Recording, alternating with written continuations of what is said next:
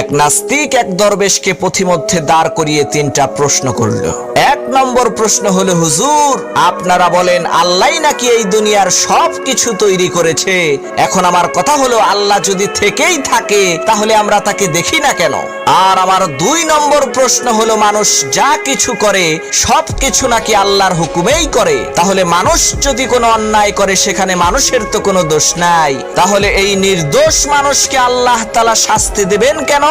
আর আমার তিন নম্বর প্রশ্ন হলো, আল্লাহ তাআলা শয়তানকে দোজখের আগুনে কিভাবে শাস্তি দিবেন? কেননা শয়তান তো আগুনের তৈরি, তাহলে আগুন দিয়ে আগুনকে কিভাবে শাস্তি দিবেন?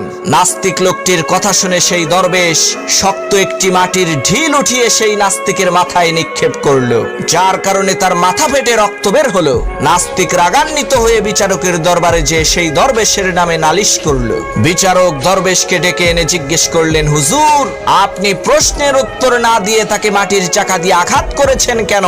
তখন দরবেশ বলল, মাননীয় বিচারপতি, তার মাথায় আঘাত করেই তো আমি তার তিনটা প্রশ্নের উত্তর দিয়েছি। প্রথম প্রশ্নের উত্তর হলো, সে বলেছে আঘাত করার কারণে নাকি সে তার মাথায় ব্যথা পাচ্ছে। এদিকে আমরা তার মাথার ক্ষত দেখতে পাচ্ছি, কিন্তু তার ব্যথা দেখতে পাচ্ছি না। যেইভাবে ক্ষত দেখা যায় ব্যথা দেখা যায় না, ঠিক একই ভাবে আল্লাহর কুদরত দেখা যায়, আল্লাহকে দেখা যায় না।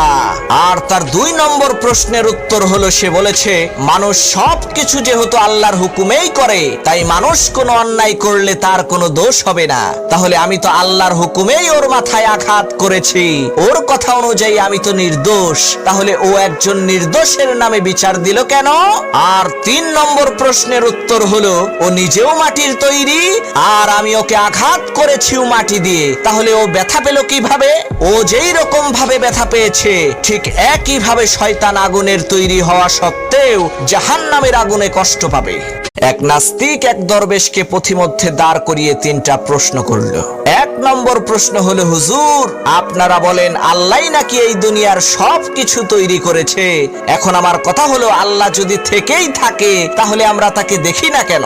আর আমার দুই নম্বর প্রশ্ন হলো, মানুষ যা কিছু করে সব কিছু নাকি আল্লাহর হুকুমেই করে। তাহলে মানুষ যদি কোনো অন্যায় করে সেখানে মানুষের তো কোনো দোষ নাই। তাহলে এই নির্দোষ মানুষকে আল্লাহ তাআলা শাস্তি দেবেন কেন? আর আমার তিন নম্বর প্রশ্ন হলো, আল্লাহ তাআলা শয়তানকে দোজখের আগুনে কিভাবে শাস্তি দিবেন? কেননা শয়তান তো আগুনের তৈরি, তাহলে আগুন দিয়ে আগুনকে কিভাবে শাস্তি দিবেন?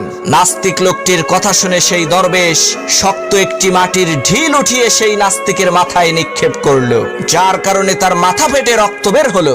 নাস্তিক রাগান্বিত হয়ে বিচারকের দরবারে যে সেই দরবেশের